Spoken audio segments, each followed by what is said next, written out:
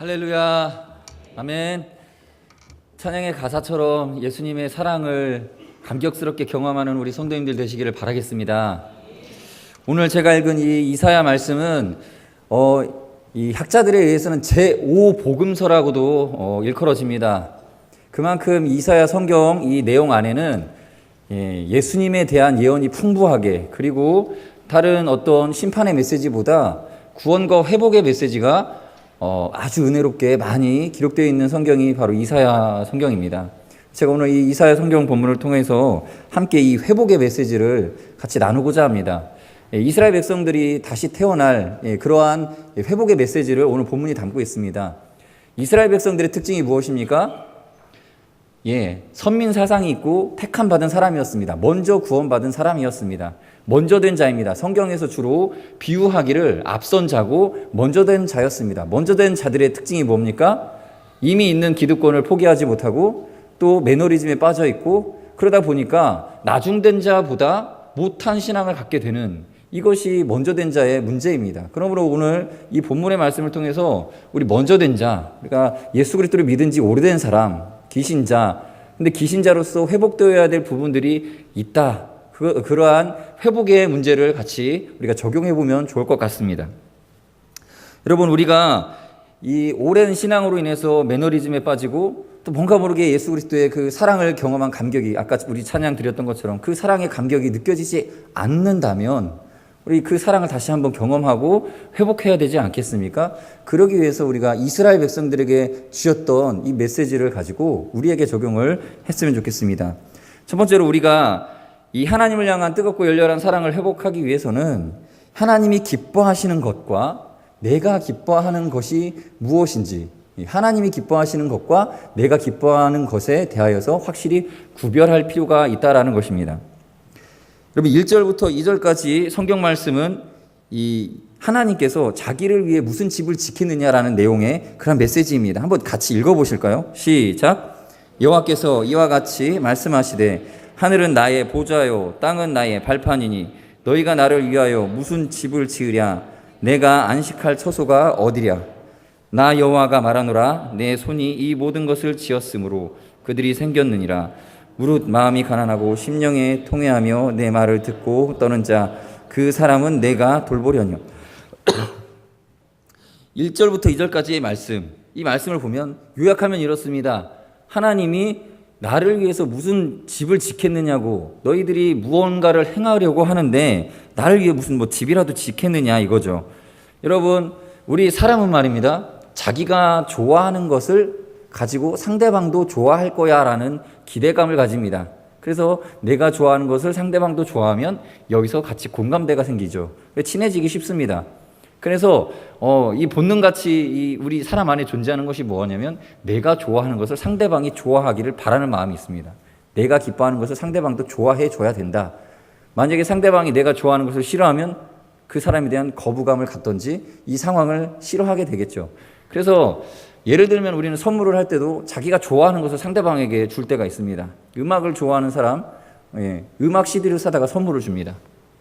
근데 그 상대방은 음악을 별로 이렇게 즐겨 듣는 성격이 아닐 수도 있겠지요. 마치 어린아이가 부모님, 어머님께 선물을 드립니다. 뭘 드립니까? 자기가 사고 싶었던 장난감을 사가지고 어머니께 선물로 드린 것과 같은 그러한 모습이 우리 이 영적인 생활에도 일어날 수 있다는 것이에요. 다윗은 굉장히 오랫동안 왕의 기름을 부음받은 후에도 왕궁에 들어가지 못했습니다. 그래서 사울을 피하여서 이곳 저곳 전전하며 살았습니다. 그래서 굴에서 생활할 때도 있었고, 전쟁터에서 천막 쳐놓고 지낼 때도 있었고, 또 제사장의 집에 피신할 때도 있었고, 이곳저곳을 자꾸 옮겨갔습니다. 그래서 다윗의 장막 이렇게 말하지 않습니까? 계속 옮겨 다녔습니다. 그런데 다윗의 장점이 무엇입니까? 어떤 곳에 가든지 그곳에서 자신의 장막을, 자신의 쉬는 그 처소를 기도의 장소로 만들었지 않습니까? 그게 다윗의 위대함입니다. 그런 다윗, 그런데 그 다윗이 이제 사울왕이 죽고 안정이 찾아왔을 때 왕궁에 들어와서 왕궁에 거하게 됐습니다. 근데 이게 너무 감격스러운 거예요. 다윗은 굉장히 큰 감동을 받은 겁니다. 기뻤습니다. 계속 도망 다니다가 안정된 처소를 자기가 얻게 됐습니다. 왕궁, 너무나 이 잘 지어진 건축물 안에 자기 처소를 삼고 사는 것이 너무나 기뻤습니다. 감사했겠죠. 하나님께 감사하는 마음이 넘쳤습니다. 그런데 반면에 생각해 볼 때 자기가 피신 다닐 때 함께 하셨던 하나님, 내가 천막에 거할 때도 천막에 같이 거하셨던 하나님, 굴 속에 있을 때도 굴 속에 거하셨던 하나님을 생각하니까 이 마음이 슬픈 거예요. 나는 이렇게 이제 왕궁에 거하는데 하나님은 하나님의 거할 처소가 있을까? 하나님이 그 영의 임재를 이렇게 누리실 수 있는 평안한 처소가 있지 않을까? 없으실까? 이 마음에 어떠한 그 하나님에 대한 미안함과 자기가 누리고 있는 것들에 대한 그 하나님께 대한 민망함이 있었던 것 같습니다. 그래서 어떤 마음을 품습니까?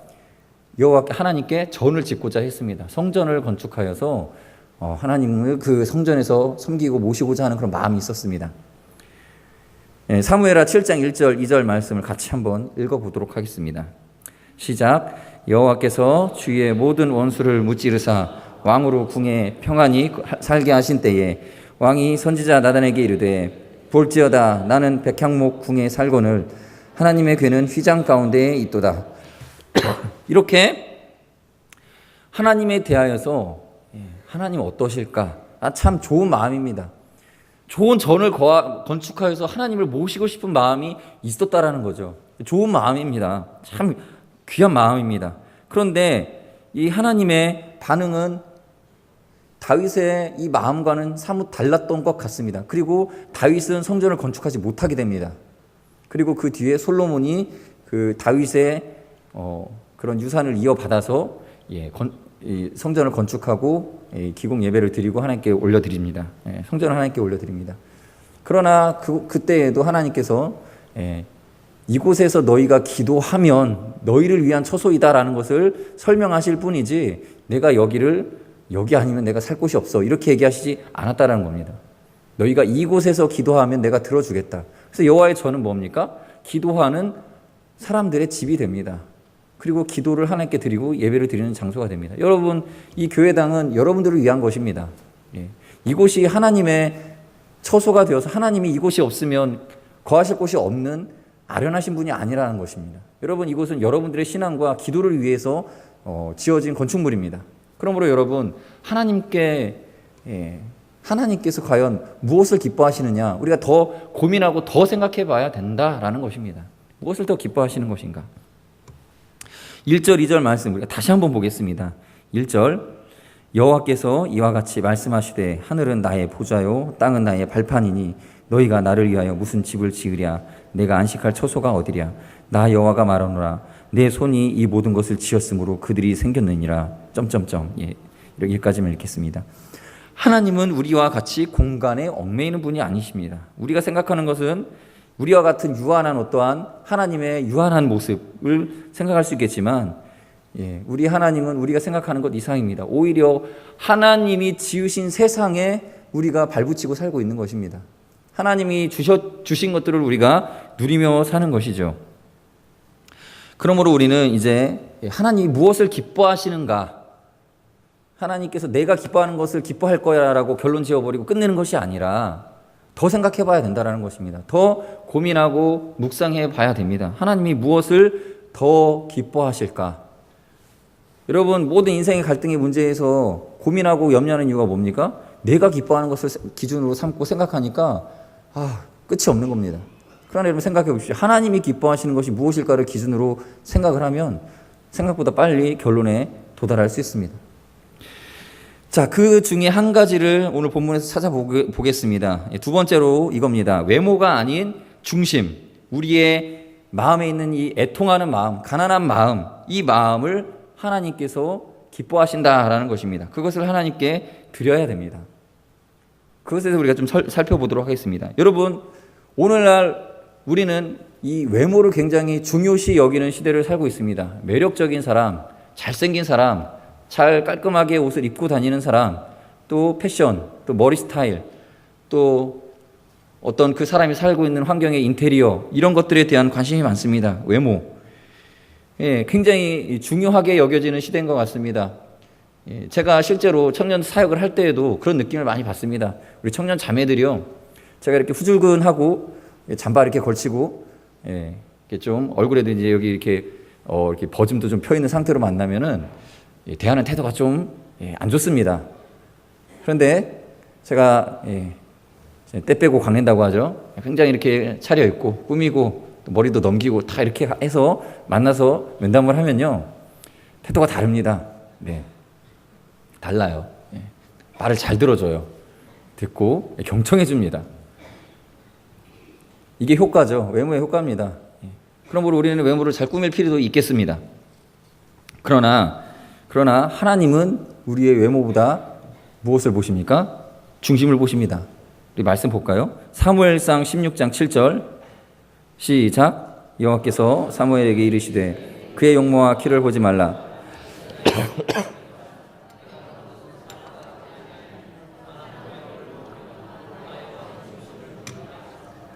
아멘.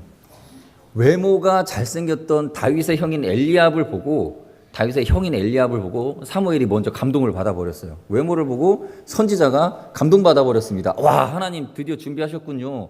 왕감을 이렇게 준비하셨습니다.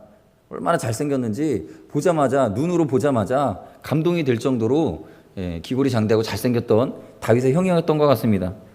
그런데 여호와께서 사무엘에게 대답하십니다. 뭐라고 하십니까? 그의 용모와 키를 보지 말라. 내가 이미 그를 버렸다라고 얘기하십니다. 잘생기고 키 큰 것. 근데 하나님은 그 잘난 외모를 가진 엘리압을 버리셨다라고 표현하고 있습니다. 여러분, 여기 계신 분들 중에서도 잘생기고 또 매력이 있어서 인기가 있고 사랑받는 분이 계실 수 있습니다. 그러나 그것으로 인해서 마음이 교만하고 하나님 앞에 엎드리지 않는 그러한 태도를 가지고 있다면 엘리압과 같이 하나님께 버림받을 수 있습니다. 하나님께서 중심을 보시기 때문입니다. 자, 그럼 그 중심이 어떤 중심입니까? 2절 말씀 다시 보겠습니다. 2절의 말씀 다 같이 시작. 나 여호와가 말하노라. 내 손이 이 모든 것을 지었으므로 그들이 생겼느니라. 무릇 마음이 가난하고 심령이 통회하며 내 말을 듣고 떠는 자 그 사람은 내가 돌보려니와. 자, 이 2절의 중간 부분, 무릇 마음이 가난하고 심령에 통회하며 내 말을 듣고 떠는 자. 여러분, 어디서 들어본 것 같지 않습니까? 신약성경 예수님께서 마태복음 5장의 팔복 설교의 가장 첫 부분이죠. 다 같이 읽어볼까요? 시작. 심령이 가난한 자는 복이 있나니 천국이 그들의 것이미요 애통하는 자는 복이 있나니 그들이 위로를 받을 것이미요. 구약에도 나오고 신약에도 나오는 참 귀한 말씀입니다. 심령이 가난하고 통회하는 자, 이런 사람을 하나님께서 돌보시고 복을 주셔서 천국을 갖게 하시고 위로를 받게 해주신다라는 것입니다. 그럼 우리는 맨날 애통하고 가난한 상태로 살아야 됩니까? 지금 그러한 어떤 영적인 굉장히 이렇게 심각한 상태를 우리에게 요구하시는 것일까요? 계속 울고 있어야 됩니까? 통회하고 있어야 되고 원망스러워하는 마음, 어떤 그런 표정으로 가슴을 치고 있어야만 하나님께 받으시는 우리의 중심이 되겠습니까? 아마도 저는 오늘 이 본문 3절을 통해서 이와 다른 사람들, 3절에는 지금 굉장히 악한 사람들이 소개되는데 이의 반대편에 서 있는 사람의 마음을 우리가 가지라는 것을 가르쳐 주는 것 같습니다. 이렇게 한번 말씀을 보고 생각을 해보도록 하겠습니다. 3절입니다. 3절 시작. 소를 잡아 드리는 것은 살인함과 다름이 없이 하고 어린 양으로 제사 드리는 것은 개의 목을 꺾음과 다름없이 하며 분향하는 것은 우상을 찬송함과 다름이 없이 행하는 그들의 마음은 가증한 것을 기뻐한즉.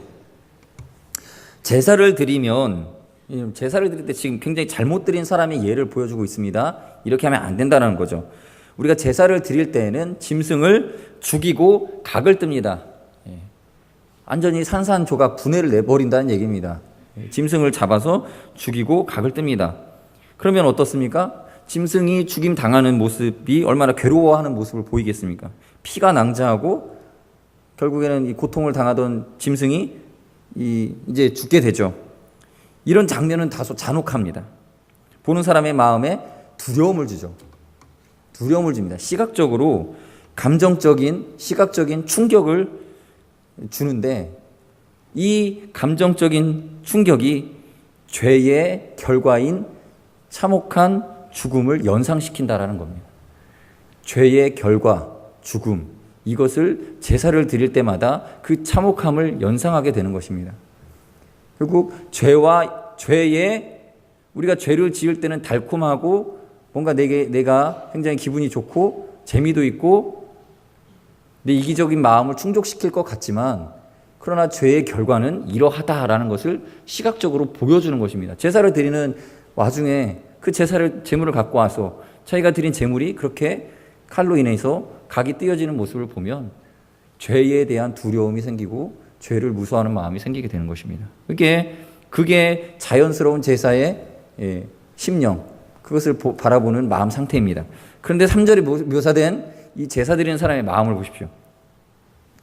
어떻습니까? 소를 잡아 드리는 것이 누군가를 죽이는 것과 같은 분노의 마음 가운데 그 어떤 잔혹함을 자기 스스로 잔혹해지는 그런 상황으로 이해하고, 또 개의 목을 어린 양으로 제사 드리는 것은 그냥 길 가는 개 한 마리 잡아 죽이는 것과 같이 가볍게 여기는, 그리고 드리는 예물은 돼지의 피와 같은 것들 드리는 것과 다름없이 그냥 형식적인 상태, 이 드리는 예물에 담겨진 의미나 그에 담겨진 뜻, 하나님께서 요구하신 것들에 대해서 철저히 준행하지 않는 마음 상태, 이러한 것과 같이 다름없이 이방 사람들이 우상 숭배하는 것과 같은 마음으로 신을 섬기는 자들, 이런 자들에 대해서 하나님께서 그 마음을 책망하신다라는 것입니다.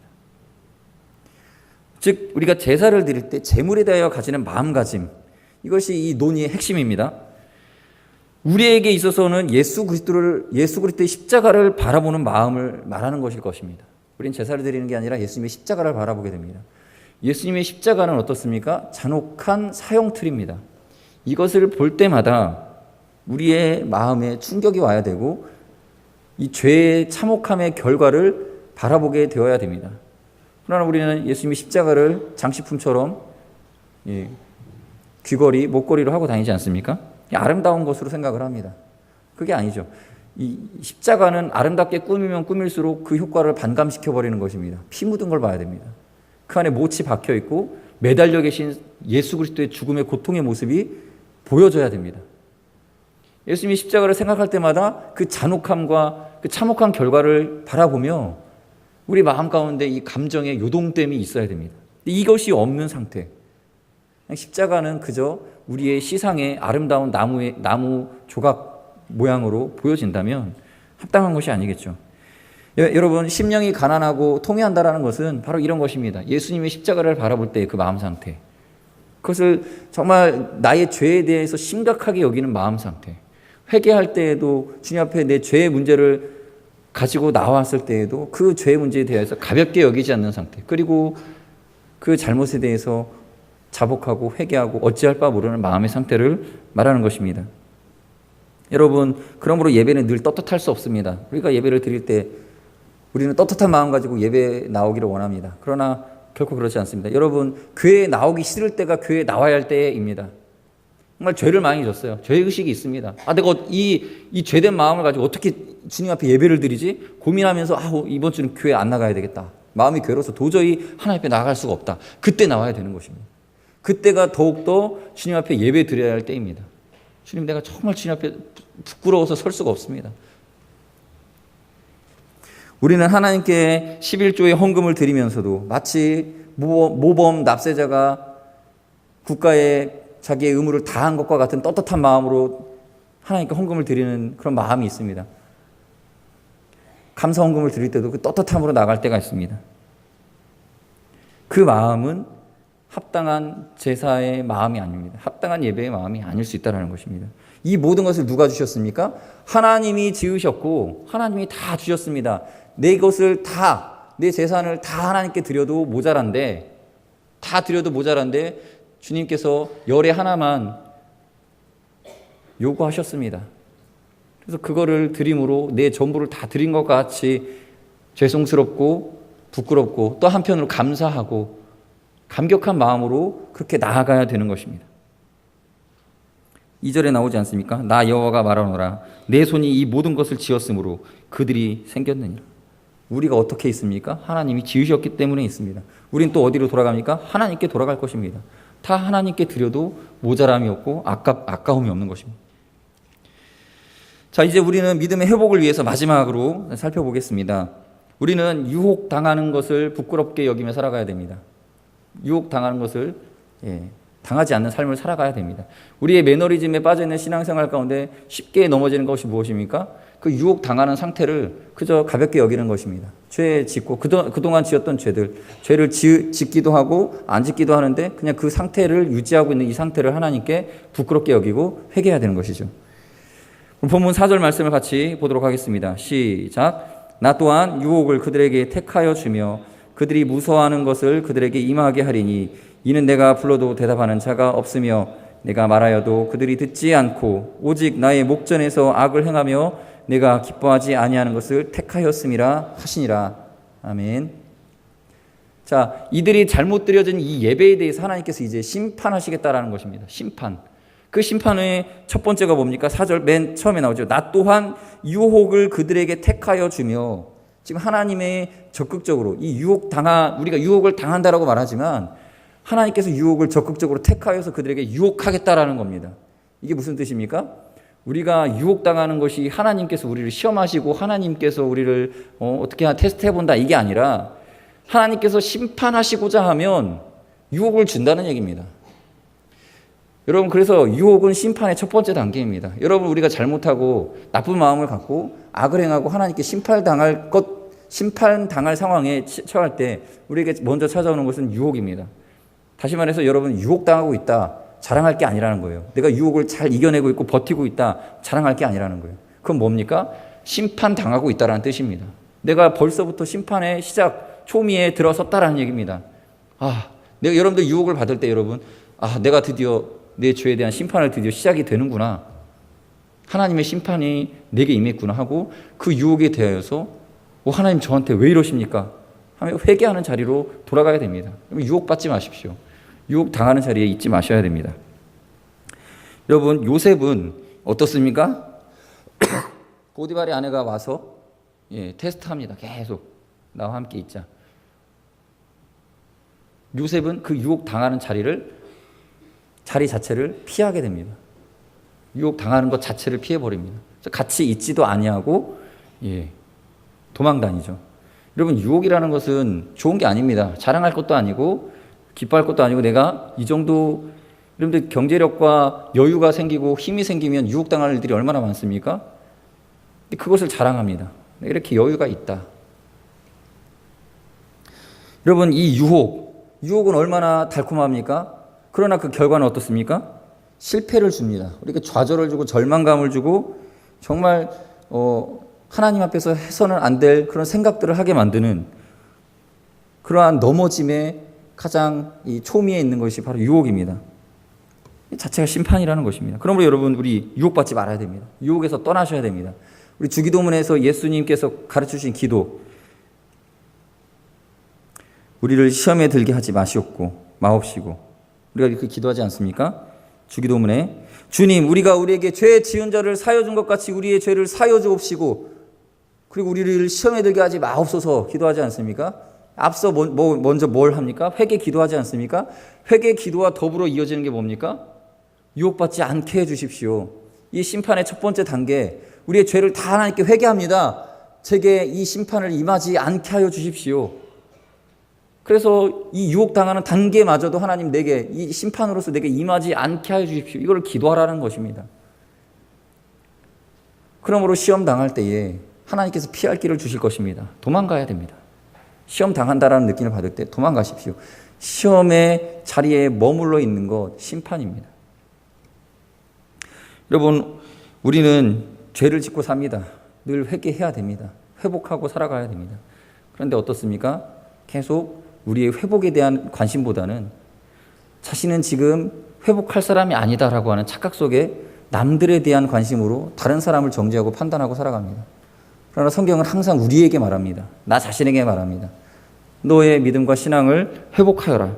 오늘 본문도 이스라엘 자손들, 자기가 선민이고 택한 백성이기 때문에 자기들이 하나님의 그런 먼저 부름받은 자이기 때문에 회개할 것이 없고 회복할 것이 없다라고 여기는 그 이스라엘 백성들에게 회복해라, 돌아와라 라고 계속 메시지를 전하고 있습니다. 여러분, 우리는 우리의 중심에서, 예배에서, 삶에서 주님 앞에 회복되어져야 됩니다. 매일매일 갱신되어져야 되고 개혁되어져야 되고 회복되어져야 됩니다. 그러한 믿음을 하나님께서 요구하실 때 우리가 그에 합당한 반응을 하나님께 드려야 되겠습니다. 그래서 요약해 보겠습니다. 하나님이 기뻐하시는 것이 무엇일까요? 하나님이 기뻐하시는 것과 내가 기뻐하는 것을 잘 구별하십시오. 정말 하나님이 기뻐하시는 것에 더욱더 더 많은 시간과 묵상을 들이십시오. 그리고 하나님 우리의 중심을 보십니다. 우리의 중심으로 가난하고 애통하는 마음을 하나님께 드려야 됩니다. 그 마음을 하나님 드릴 수 있게 해주십시오. 또 우리가 유혹을 피하여야 됩니다. 유혹도 심판입니다.